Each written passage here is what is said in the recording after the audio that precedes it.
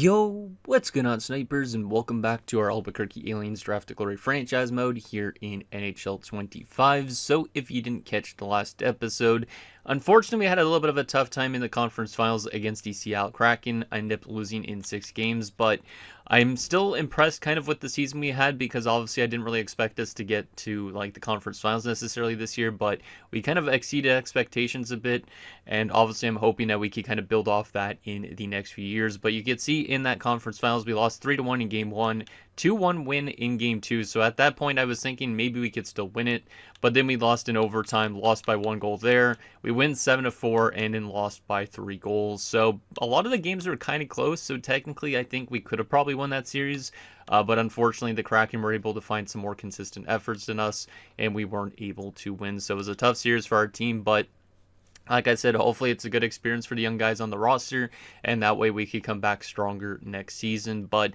we got some tough decisions to make this offseason because we do got some guys that are going to be pending free agents this offseason, pending UFAs that being.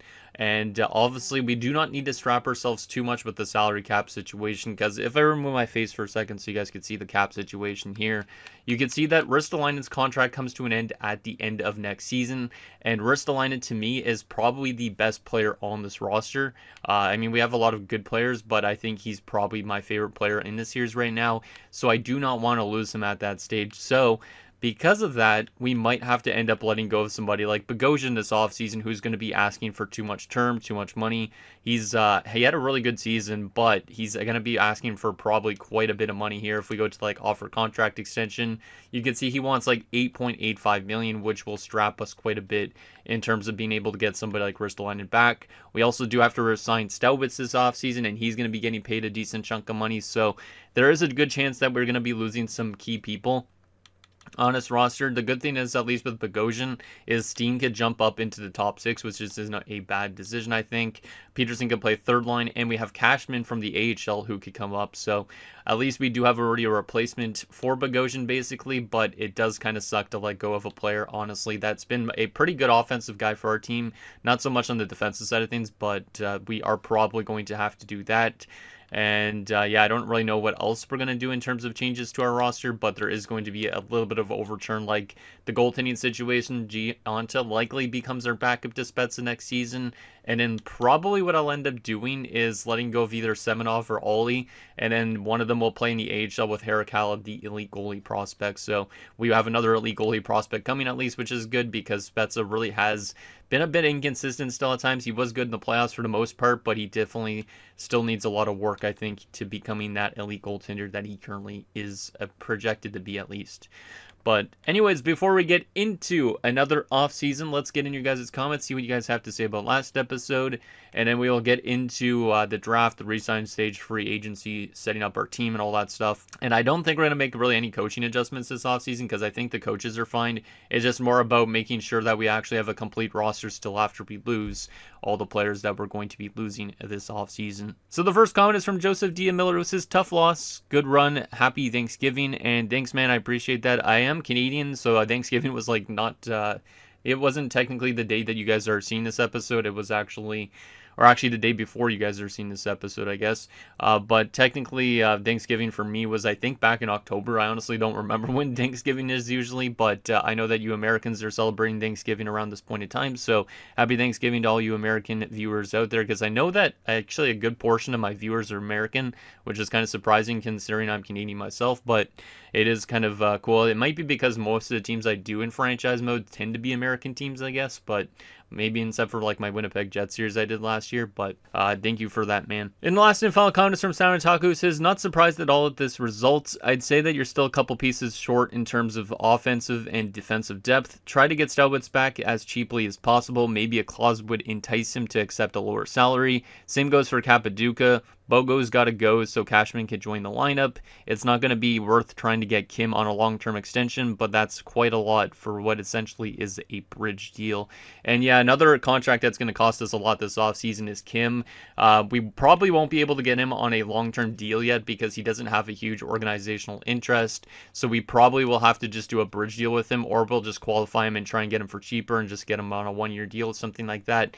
But obviously, yeah, we're probably going to have to let go of Bogosian because, likely at the cap situation, he will probably make us way too strapped for cap, like I said, down the road when we have to re-sign guys like Ristolainen, who are more important on this roster, I'd say, at the moment. So the good thing is, at least, like I said, we do have at least a replacement. Like Steen has been a good offensive player in the regular season, not so much in the playoffs, but I think he could take up that next step and take Bogosian's spot, basically. And he's only signed for one more year after this before he becomes a UFA, so we might start losing a bunch of centers. I'm hoping I could hold on to Steen when his contract ends, not like Bogosian, what happened with him. But if that does happen, Peterson could end up being maybe a top 6 center at some point, which I don't know if that's a great thing, but he does have the potential to become one. So we'll see what ends up happening with that. Maybe Cashman becomes a top 6 center because he's got that low lead potential. He could also be one of those old leads that just kind of cap out as like a fourth line kind of guy too. So not too sure exactly what this guy's going to do for us once he gets to the NHL. But how's his face-off stats looking, out of curiosity now? 73. So we definitely need to train him then in the offseason, because if he could get good face-off stats, then he'd definitely actually be more useful as a center rather than like maybe trying to get him to convert to a left winger or something like that. So anyways, I think we're ready to go and get to this draft. I don't really know if this draft is going to be that great a one.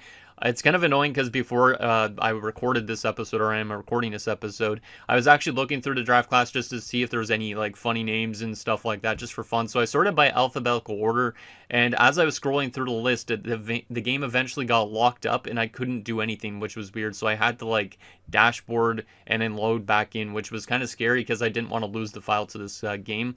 So I'm glad that we didn't lose any files for our Draft of Glory or our Islanders series by doing that. But just a little heads up, if you're actually looking through like the entire draft class before you actually hop into the draft, there could be bugs, it seems like, within that part of it. So I got to definitely bring that up to EA at some point. I'm not too sure exactly what caused it, if it was just because I was sorting alphabetically, but just a little heads up on that, because obviously losing files and stuff like that would really, really suck if that was the case. But let's get into this draft, see what we could snag up here. We know that there's a couple low leads in this draft we're going to take later on, like a low lead enforcer, which is exciting.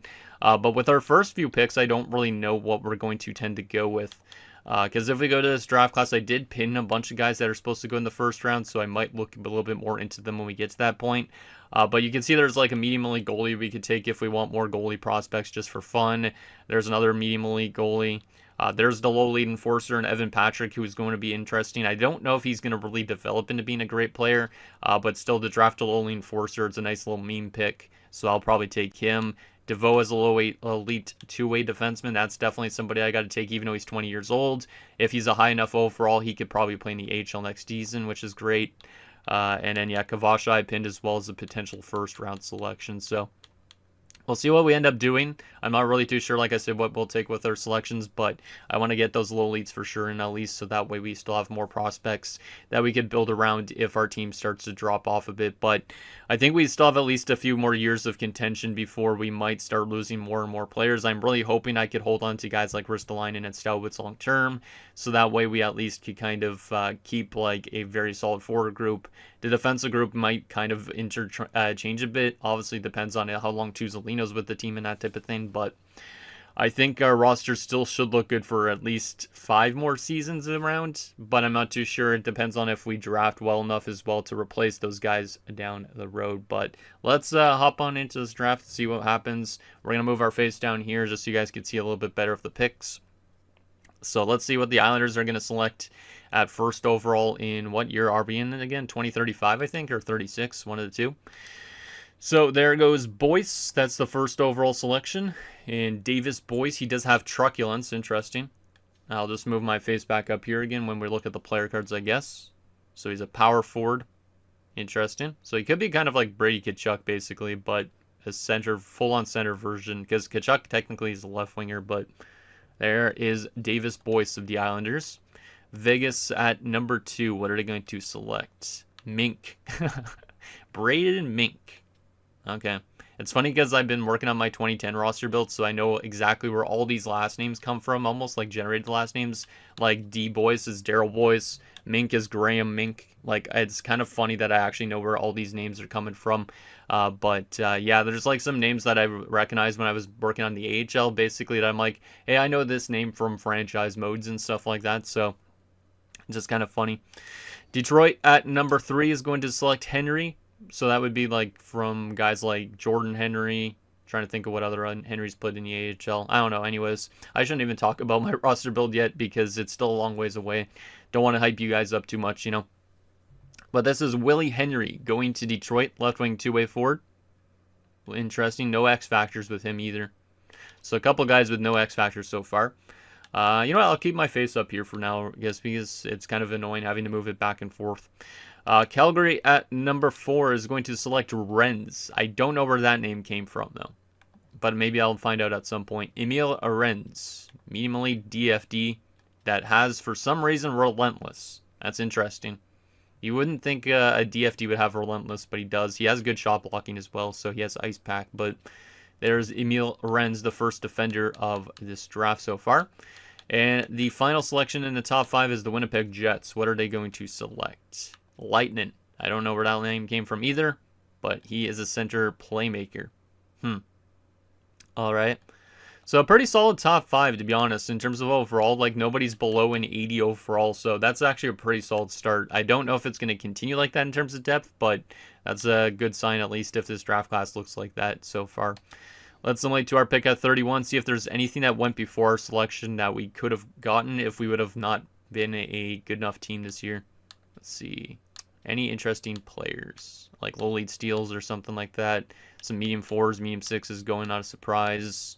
There's a medium elite center that went 19th overall to Philadelphia, so that's a huge steal there as they get Sven Renberg. We could say that, like, the son of Mikhail Renberg, who used to play for the Flyers. That's kind of neat. Anybody else get a good steal here? 77 medium 4 at 14th is pretty good. Dylan Andreoff. Okay. DFD. What else we got here? 79 overall medium 4. Damn. Interesting picks here is Isaiah LaBarbera. That's weird to say for some weird reason. 78 overall top 6 forwards going 10th overall. So early on looks like a pretty solid draft for the most part. All right. But I'm not too sure about our selection, obviously, since we're selecting so late. Like, I'm not too sure on how good the Stevenson guy is. I don't think I want to take a chance because I feel like he's going to be a medium 6. Guaranteed medium 9 isn't really ideal either at this point in George Blatta. Or Blatter, I'd say. Asher Bennett's a medium 6 guaranteed. Siglet's medium 9. Braden Brigley, we don't know on. I think we must have to just go for the medium 4 gem because, to be honest, all these other guys are not guaranteed to be what they are. So even though I don't know if this guy's going to pan out because I feel like medium 4s that you get late first round, some of them don't pan out. We might as well grab ourselves another defensive prospect. So Andrei Kavasha, he's a pretty big Russian dude. Let's see how good he is in terms of overall rating. 65, that's pretty good. I'll definitely take that over like a medium 6 that has the same overall. So let's take a look at Kavasha. He was a gem, doesn't have any X factors, wears number 71. Interesting. Might have grew up watching Evgeny Malkin, even though he's a DFD, I think. Or no, he was a 2A, right? No, he is a DFD, okay. That's a nice solid pick, I think. I definitely think we need more defensive prospects in, obviously, so I think that's something that could work out for our team. Is he going to be the best top 4 defenseman out there? Probably not, but still, you never know. He could end up getting good development if we decide to do some good offseason training and stuff with him. Let's take a look at some picks that went after our selections. So Peckham was medium 663, so you can see why Kavasha was definitely the better selection there. What went on the last pick of the first round? Any crazy steal there? No, just another medium 6. So there's Stevenson, the other guy that we could have went for. So similar overall rating, but less potential. So I think we definitely made a good call to go for the gem, even though it was way off the board. Let's simulate to our next pick at 64 and see what goes before our selection here. Any crazy steals? Because steals are fun to look at. And I kind of want to look through draft classes a little bit more in depth now, even though it makes the episode a little bit longer. That's a pretty solid steal there for Bonnet in Chicago. I mean, actually, it's pretty much where he's supposed to go, I guess. Ooh, a low elite 64 two-way defenseman. I wish I would have known about Biega, but that's a really nice one. Emmanuel Biega. That seems weird to say that as well. But yeah, that's a really nice player there for Columbus. Kind of wish I would have seen him because we could use a low elite defenseman rather than a top 4. Anybody else? There's another top 4. 79 overall for Powell. I wish I knew Powell was that high of an overall.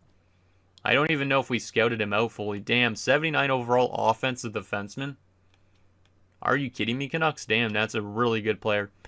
Yeah, I wish I kind of took that guy now, but we already have a lot of offensive defensemen too, so maybe it wouldn't have been a good idea to take him. But damn, some really interesting steals so far in round 2. All right. Do we have anybody we could take at this point that we know is actually decent? Maybe a low elite defenseman in Segal. No guarantees. I'll pin him for now. But yeah, there's like not a lot of guarantees in this draft. Like we're definitely trying to just guess pretty much at this point if there's actually elite players or not. Because we don't have a lot of these guys scouted out. And I don't want to do like a medium 6 guaranteed. So Jenkins might be a little late, but doesn't look that good of one. Yeah, I think I might have to just take a chance on Segal that he's a low elite. Because if he's a low elite 2A defenseman, that would be a nice little one for the system. He might be an offensive defenseman based on his size, but it says he's a 2-way, so maybe not. But yeah, we'll take a chance on him. He could end up being just a medium 6 or a low 4, but if he's a low elite, that's what I'm kind of hoping for. So let's go with Ariel Segal and see how good he is. He's a medium 6, of course. Kind of guessed that he was going to be something like that, but at least it's a solid starting overall for an 18-year-old, so does give us more prospects in the system on the defensive side of things, which I think is our biggest problem at the moment. So I'll definitely take that. It will be nice to grab ourselves those low leads, though, I think that are supposed to go relatively soon. I don't remember when. I think they're actually supposed to go like 5th and 6th round around, though. Let's see. There is the medium elite goalie still, so maybe I should just go for another goaltender. I could probably get him next round, though. Yeah, I could probably get Roman Prusek next round. So we'll probably get somebody else off the board here. There is, though, the other guys that are supposed to go earlier, like DeVoe and Patrick. I might not be able to get the goaltender now because I should take DeVoe this round. Next round, I'd probably have to go with the low elite enforcer. I'd rather take him probably than the medium elite goalie because the medium elite goalie is 19. He is a gem, but I still would probably go with the low elite. So let's take DeVoe early here because we probably have to. 57 overall, 20. Pretty low overall for a 20-year-old.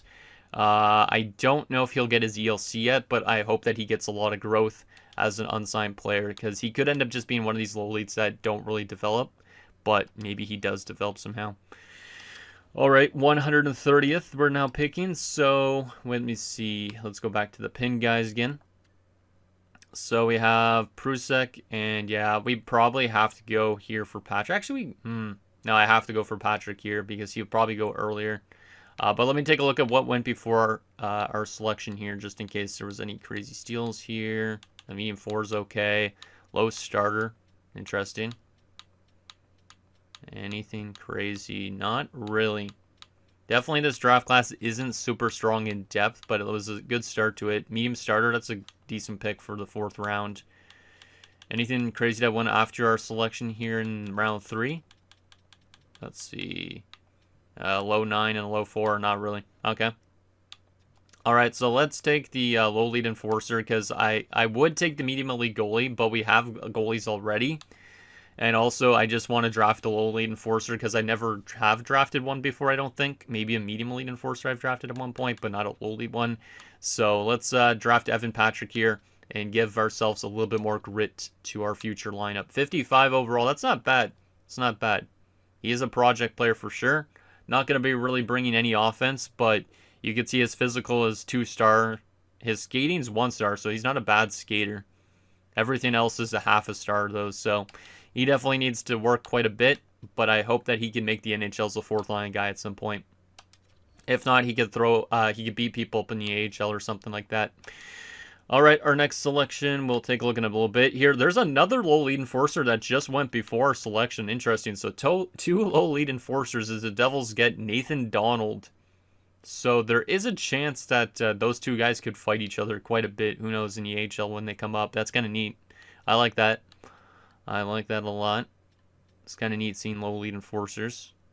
Don't feel like they get generated that often. There's a medium top 4 offensive defenseman in Willsey. Decent steal for Detroit potentially, if they develop him the right way. Medium fringe starter. We know there's the medium elite goalie. There's Prusek, 51 overall. He goes to Tampa because Tampa just needs a medium elite goalie apparently. Let's go late 4th round here. See what went after our selection. Medium 4 and Harold. That's not bad for Detroit again. And a low top 6. All right. So we have a couple more selections to make here.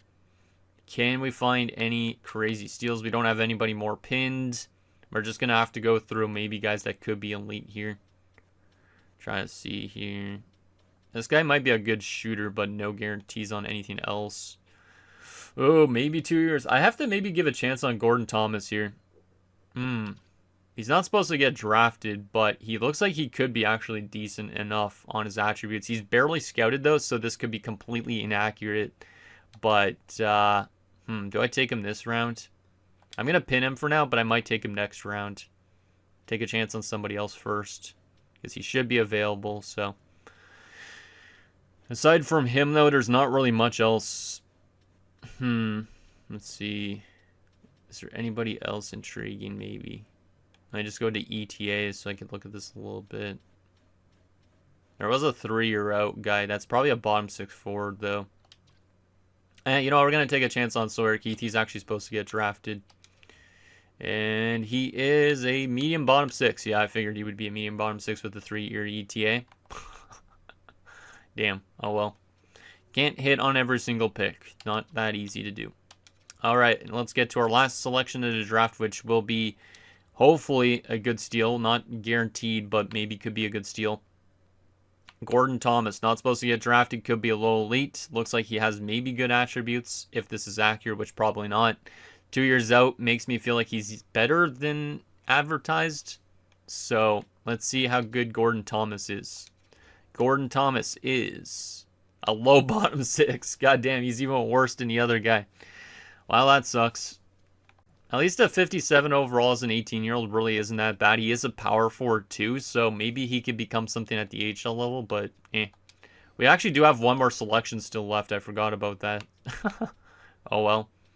There probably wasn't any better selections out there.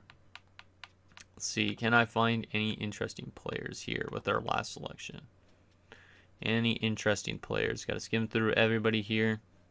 See if I'm seeing any good attributes or anything. To be honest, I'm not seeing really anything. Oh, wait a second here. 20-year-old Mika Lettinen. He's probably a guaranteed low bottom 6, but he looks like he has good attributes, so we'll take him because there's not really much else at this point. Yeah, he's a low bottom 6. 60 overall at 20.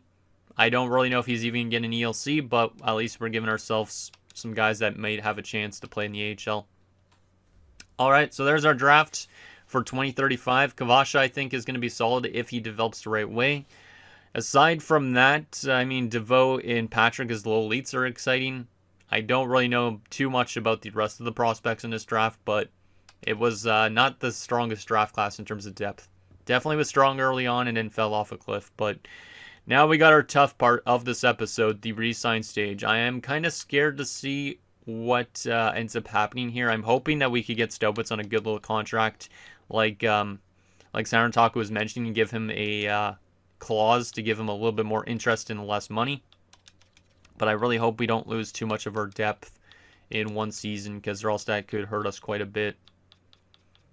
Let's get these other scouts signed up. Kayla Scott, Shea Weber boy. And I think that's it, right? Yeah. Okay, that's good. Any coaches to bring back? Nope. I hope that we don't have to overpay on Spezza too much, but I'd definitely qualify the RFAs because it's just easier that way for the most part, I think. Delisle didn't get any growth, but he's not even AHL eligible, so I'm not going to sign him still to his ELC. Doig technically could get his ELC soon, but I'm not going to give it to him. He's not AHL eligible anyways. Kavasha, I could sign for the AHL right away, but I might just wait till he's like a 70 plus. Not in a rush to develop these guys in the AHL yet, so I'll wait on a lot of them. Aside from that, RFAs, let's go to the goalies here for a second. We're just going to qualify Spezza, which is 5.575. What is he asking for? 6.475. Okay, it's not much more. So yeah, well, I guess we'll just qualify him for now. That's a lot of money. We have 41 million in cap space. That's not too bad. I think I'll also probably qualify Rick Kim because, he's trying to get a 4-year deal at 8.9. I still think that's a bit high for what he's providing. He wants a no movement clause in the last year of his contract. I'm going to qualify him for now as well. and we'll see what ends up happening.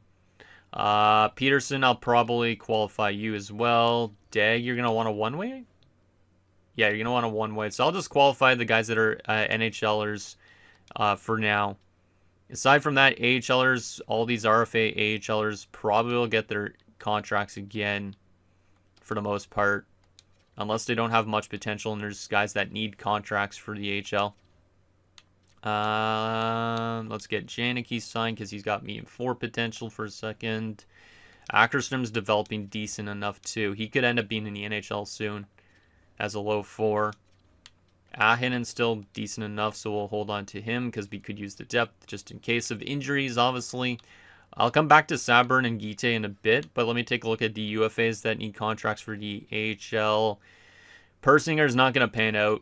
Not going to sign him. Markkanen's not much of anything. He's not going to get a contract. Same with Larson, I think. Corso's definitely getting his contract, that's for sure. 68 at 20. We also have Mahalik, who's going to get his contract. Another low elite. Malash, another low elite. Damn, okay, we have a lot of guys coming into the AHL, which is exciting. Winquist is a 70 at 25. I have to probably let go of some of these AHLers, so I am going to have to let go of Dean Perron. I know he was in the NHL for a while. We could bring him back as an NHL depth option, but I need contract space for now, so I'm going to let him go. Same goes with Tulipov. I know he's a good face-off man, but I'm going to let him go for now too. We could bring them back if we have roster space and if we need depth. Winquist is going to get signed, I guess, again. Does drop off a lot. Let's try and see if we can get him on a 1-year deal. And then I'm going to have to probably let go of some other guys as well. But yeah, I think in terms of goalies, though, we have to let go of Emmanuel Del Colli. He's been here, or Emiliano Del Colli, not Emmanuel. I don't know who Emmanuel Del Colli is, but Emiliano Del Colli, he's been here a long time. Probably one of the longest serving players on this team. Hasn't played in a year plus because we got too much goaltenders. So I'm going to let him walk, let him get a chance to play somewhere else. But we are going to probably decide between Semenov and Ollie. I am definitely signing Harakala to his ELC as well. Which means, who do I prioritize? I probably would prioritize Semenov because he's a year younger, he's better overall, and we need that depth. Ollie was fantastic last year in the AHL, but I think it makes sense to let go of him. Like, he was literally 16-1-3 in the AHL last year with a 932. So he was brilliant, but he's just an AHL goalie. So I'm going to let him go because I would rather hold on to Semenov as a depth option, even if he wants a one-way deal. So we'll hold on to Semenov just as a depth option / AHL starter. And I think Bure is going to want two-way. Let's see. Bure wants two-way, so we'll give him that. Do all these guys want two-way, like Whitfield too? Whitfield wants a one-way. Well, I could probably give him a one-way, so that's fine. Zetterberg, do you want a two-way? You do. Okay, we'll give you guys those because we do need that depth. But yeah, it's going to come down to those guys, especially in terms of the money situation. I guess I probably should make up some more roster room, so I'm going to let go of Guite. Sabern is a low 9's not terrible. How was he last year in the AHL? Did he play any games? He did not even play a single AHL game last year, so I am going to let go of him. I know he's technically a good prospect or an okay prospect, but there's just not enough room for all those skaters in the AHL, I don't think. And in terms of our other guys, I think we should be able to get almost everybody back. I'm not too sure still about Bogosian, but I do need to get into our negotiations with Stelwitz especially. And then Cappaduca is probably more of a priority than Bogosian is. So Stelwitz, what are you looking for? Holy crap. He wants an 8-year no movement clause, which is doable because, I mean, we don't make trades in this series anyways, but 11.475 he wants right now. His organizational interest has dropped off a little bit too since we last looked, so we might have to pay him this 11.475. I am going to try and knock down his money a little bit, but I'm not too sure by how much. Like, I might be able to knock it down by at least a bar or two. I'm going to try by 2 bars first, just because I think I could get him down to a little bit. But I might be only able to get him down to, like, maybe 10.5. 10.5. That's a pretty big change from 10.5 to 10.475. I'll try 10.5. It might be a bit of an overpayment, but he is our captain. He was our first ever selection. We kind of have to hold on to him, I think. So, yeah, let's see if he'll be willing to accept that. He'll get back to us tonight. All right. That's a lot of money to spend, but I think it's worthwhile as long as he plays like he did this season. Capaduca's pretty cheap. I'll just give him what he's asking for. Thank you. Bates is going to want maybe a one-way, maybe a two-way. Let's see. He wants a one-way as well. We do kind of need him in the lineup, though, I think. I don't know if there's anybody that could replace him next season. Because we have Lee that's going to be still in the NHL. Whitfield would be in the NHL. Bates is technically a depth defenseman almost. Yeah, he technically is a depth defenseman. There's Hurt as well that could be up soon. I mean, I might as well just hold on to him in case we have any injury troubles, because if we run into injury troubles, that's when we're not going to be that good. So I would prefer to hold on to those guys for dirt cheap. But I probably want to find out about Staubitz accepting first and foremost. So let's see if Staubitz will accept that 8-year extension. Because if he does, that would be absolutely huge for his team. And that would be nice to have him back. I don't know if he will. I accept your offer. Okay, so even though we knocked it down by one and a little bit, he accepted it. I don't know if he would accept it if I went down to 2 bars, but I had to pay him the money. And yeah, I'm really glad that he decided to accept it. His Winquist rejected, which is kind of funny. I don't know why he rejected, probably because I went down to 1 year instead. Let's drop the asking price. I can't even drop the asking price. I'm going to let go of Winquist from the AHL as well. I know he's got top 6 potential, but he's 25 at this point. So let's just let go of him for now. Free up some roster space in the minors. Those guys are all qualified, which is good. Same as Spezza. So it's just down to these 3.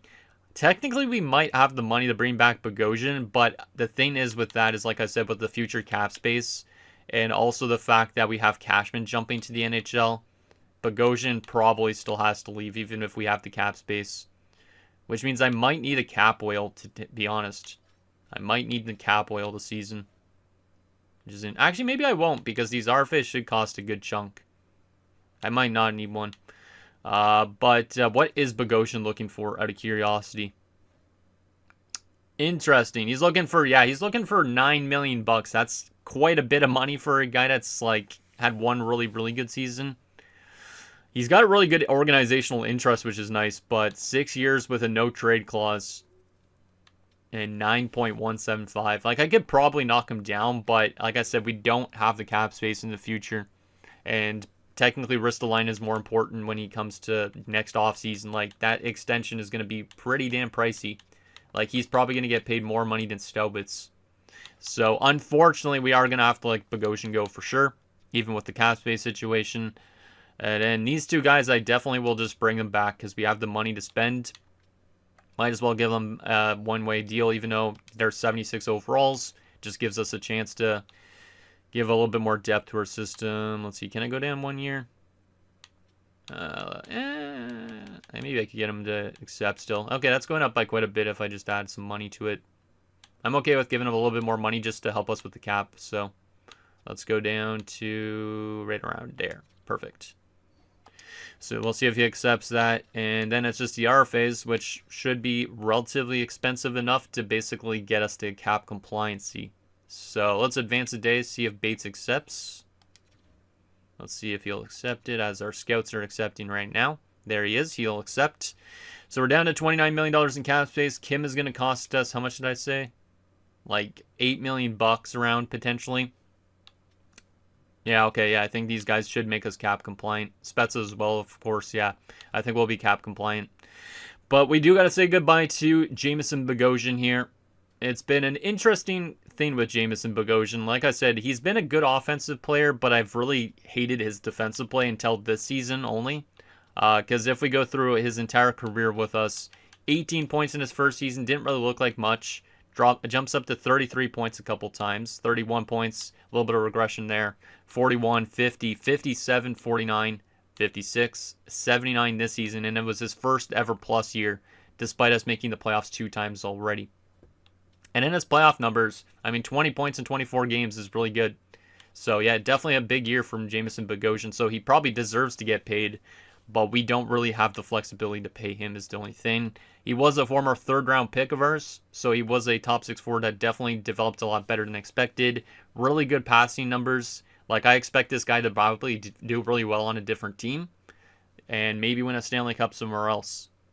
Like, great offensive awareness. Like, he should do good with a actual good team that's not a drafted glory team. So, Jameson Bogosian, thank you for your time here, man. Maybe you could come back in the future when you're in like the last years of your career, but right now we don't have the cap space.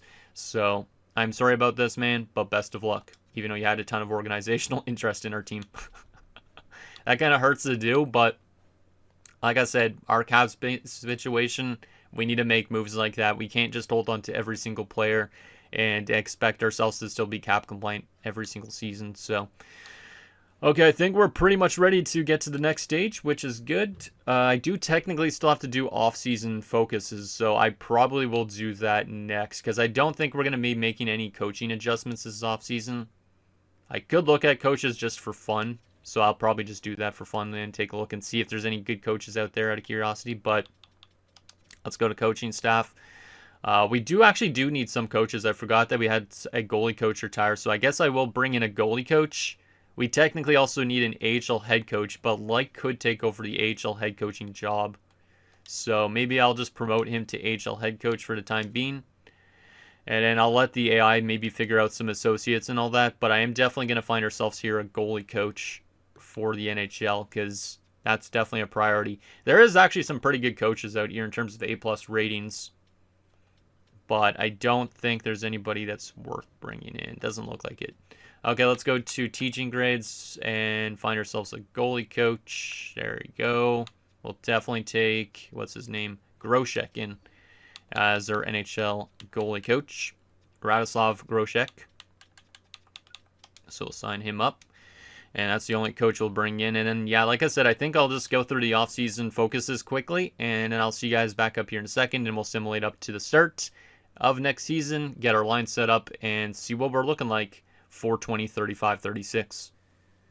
Okay, guys, so I didn't do everybody, but I did for a good chunk of players at least. So, yeah, basically a lot of these guys are working on stuff that they actually need to. Some of them it's kind of tough to, because a lot of them are really well-rounded, so they don't really need a off-season training, which is kind of interesting enough. But for guys like, who was it? Stelwitz, I tried to get him to score more, so to shoot the puck a little bit more. So hopefully he could score a lot of goals now that we gave him a big contract. Kolars and Tuzolina was, I think, more passing related, so that way they could pass the puck more. I know they already do, but still to make it even better. Ristolainen already's kind of like so well-rounded that he doesn't really need anything whatsoever, which is kind of funny.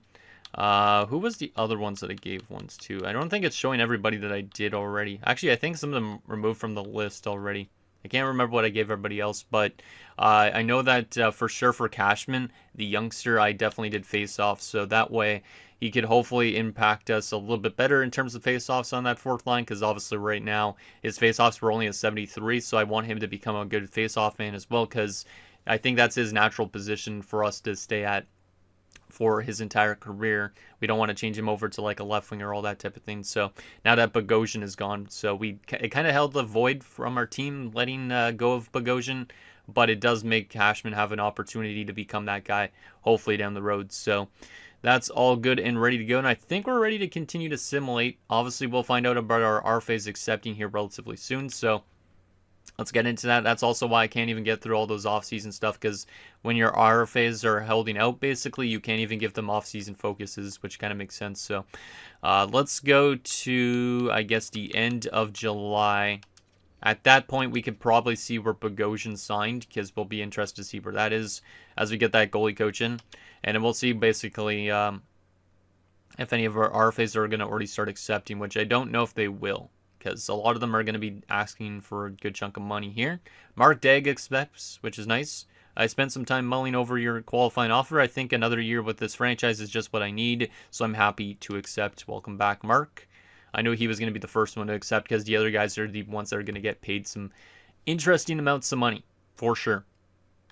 All right, so let's take a look and find out where Bogosian signed this offseason. I didn't want to go to that. I wanted to go to player search. I am kind of curious where he went.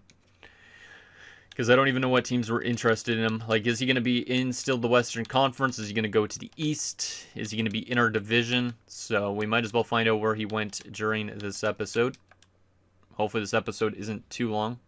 I'm already like 44 minutes in. He signed with the Carolina Hurricanes. The Carolina Hurricanes. Interesting. 85 overall. He got a he actually did get a clause out of this contract too. Interesting.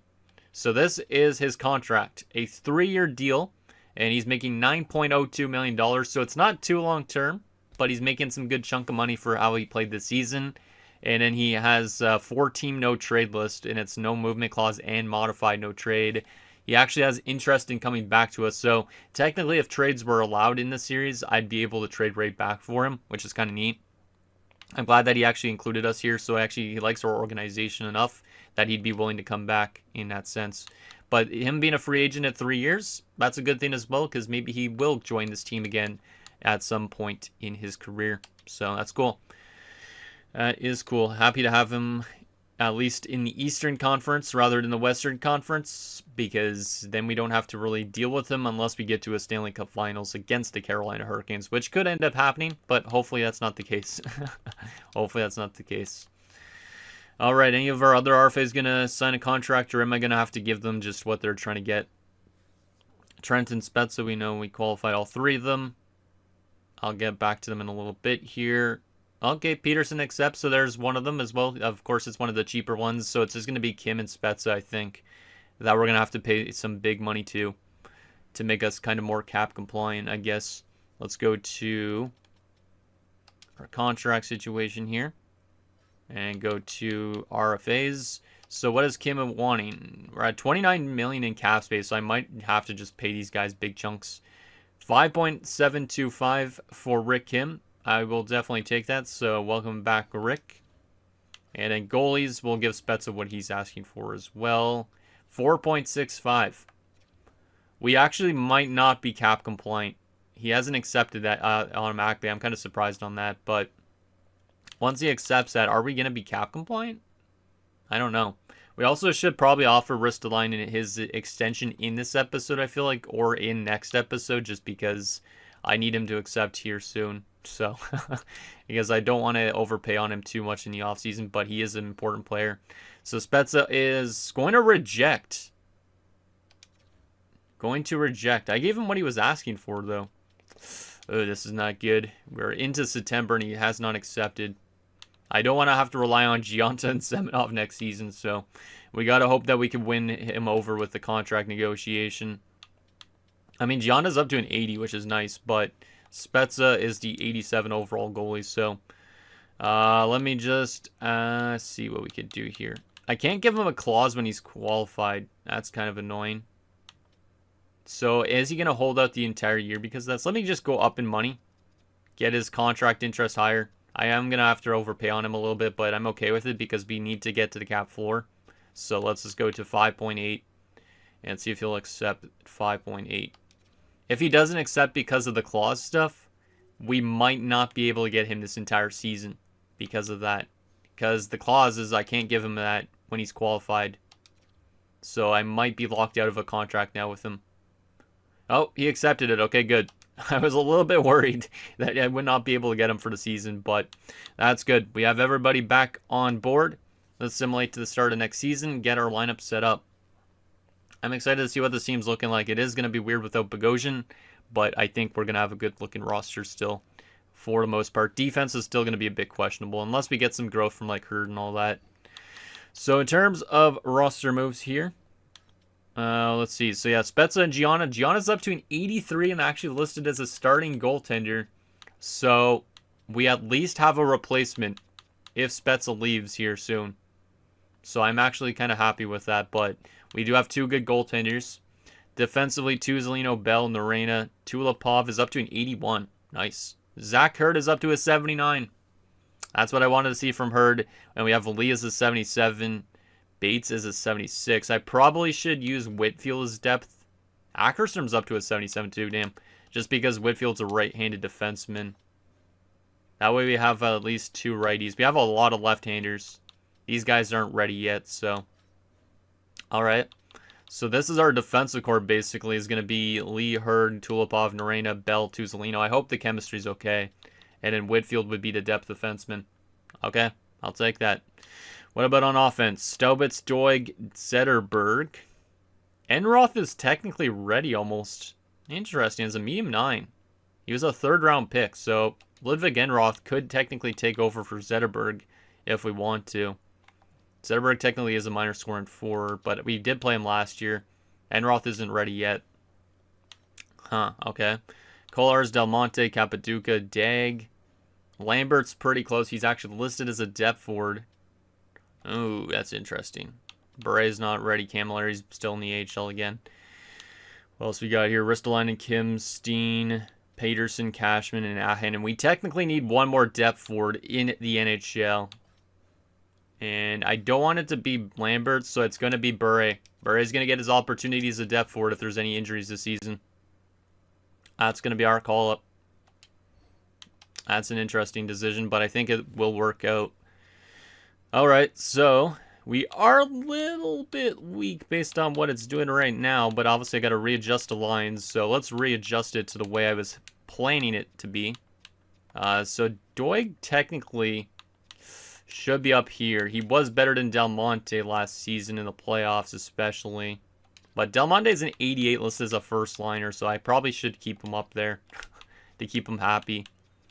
Let's see what we got here. Zetterberg up. Technically, Ahin is not a right winger, but he's an okay depth forward to have. Who's the other depth options? Okay, Capaduca is scratched? What the hell is Capaduca doing scratched? He needs to be up here. There you go. Okay, that looks stronger for sure. I don't know why Capaduca was scratched, but Norena needs to be in the lineup as well. I don't know why he's scratched at the moment. Probably because right-handedness. So we'll do a little adjustment like that. Yeah, that top 6 pairing has a negative chemistry, which is not ideal. But it might be having what we have to lean towards doing. Yeah, the chemistry is not the best. Maybe we look still for more coaches or readjust to coaches still and see if that helps out the chemistry a bit. Because that pairing is a little bit worrisome. Our 3 depth guys are decent enough. Ahin and Bure and Whitfield because we have injuries on now, right? And offensively looks good. It's just that one line is not great chemistry. And then also the defensive core doesn't have great chemistry in general. Alright. I like the looks of this team, though. Because the top 6 looks still pretty much the exact same as last year. Because Steen is just as good as Bogosian, basically. And then Cashman definitely makes us quite a bit stronger on that 4th line, I'd say. Yeah, I still think this is a good group. This is definitely a good group. AHL, let's just go best lines down here for a second. Heatley, who was the medium elite guy, I think he's dropped down to low elite, but he's up to a 76, so we definitely have guys that are pretty much on the cusp too, which is nice. Anybody scratched down there? Nope. Okay, good. We do have a lot more defenders than forwards actually at the moment, which kind of sucks. But at least those guys don't have really much potential, so I don't really care too much if they're playing. Huh, alright. Okay, yeah, that's looking decent enough. Let's try and get rid of that negative. There you go, that's good. Bates is back in the AHL, which is kind of weird. Semenov down there as well. Okay. Yeah, I think it's not too bad. It's not too bad, but I do need to look at the coach's team fit just so we could see if we have the best coach for our team. Obviously, this coach that we had last year got us far, so I'm probably going to hold on to him, but I got to double check. Just got to double check that he actually works well with the team still. Also, maybe I'll sign some of our former players if they're still in free agency again. Just so that way we have more AHL forwards because we don't have a lot of them down there. So Quincy Nielsen, how good of a fit are you? 62%. I think that's what you were around last year. Let's drop you down for a second. Wharton, who was our head coach one time. 63. Okay, maybe Wharton's the better option then. What about Baines? Baines, 68. For Alan Baines. Okay, well, Alan Baines honestly could be our coach here. Yeah, he could honestly be our coach based on that. Okay. So, Nielsen, who was our head coach, might be... The thing is, he's a B overall. And you guys said that overalls are very important. Baines was never our head coach. He was the head coach in San Jose. Do we give Baines a chance as the head coach, even though his ratings are worse? I'm kind of curious on what you guys think for the coaches. You guys can actually let me know, and I'll probably just leave it the same for now. But 54 on Groshek. Yeah, Groshek's definitely still being the goalie coach. I am thinking I might honestly keep the 62 as the head coach, but technically the 68 might be the better option. Or we could go for the 63 as a generalist, because Baines is more offensive, Nielsen's more defensive, Wharton's more in between. So let me just drop this guy down for a second here. And let me just see what Baines does for our chemistry, because that's one thing I'm kind of curious on. So offensively looks pretty similar to what it does with the other coach. Defensively looks better too. What about special teams? Power play looking good in the first unit, not on the second unit. Not on the second unit. Alright. Penalty killers actually look not too bad. Penalty kill looks actually okay with this coach. Honestly, the 68 might be better. Might be better just because of the defensive chemistry. That's an interesting decision. I want your guys' feedback on that. I'm not going to make a decision with that yet. But if you guys want me to go with the 68 68 overall team percentage coach, I don't even know what I'm trying to say, over the A+ coach, let me know. Because that could be an option for our team to make this season. But obviously we could still run with the A+ coach since he's a 62 as well. But he doesn't fit the defensive core as much as Baines does. Wharton probably is right around the same, I guess, though. So there's that. Anything we want to take a look at before we end off this episode? I'm trying to think. I've been recording for 55 minutes, so probably not. I guess the last thing I will take a look at is the draft class, even though we don't care too much about the draft right now. I just want to see what's supposed to go in this draft. A left winger, some centers. Looks like a left wing and center draft, basically, right now in the top 7, okay? That's not a bad option. I mean, we're not going to have a high-up pick, probably. We're probably a playoff team, I would assume. But no guarantees on that. All right. Well, anyways, guys, that's going to do it for this episode of our Albuquerque Aliens Draft to Glory franchise mode. So in next episode, we will take it to the 2035-36 season. We'll simulate the season, hopefully make it back to the playoffs. I think we should, based on our offensive core, defensive core, and goaltending improving. Like, it should be interesting to see what Giunta does as a rookie backup goaltender. And yeah, I think we're definitely going to be a better team this year, but at the same time, I'm not too sure if we're going to be a better team in the playoffs. I think regular season, we could definitely hit 50 wins again. But obviously, it depends on how consistent and how good Spezza plays, because Spezza hasn't been good, remember, in the regular season. So maybe we aren't even going to hit 50 wins, but I do expect us making back to the playoffs this season. So I think down below, and I'll see you guys next time.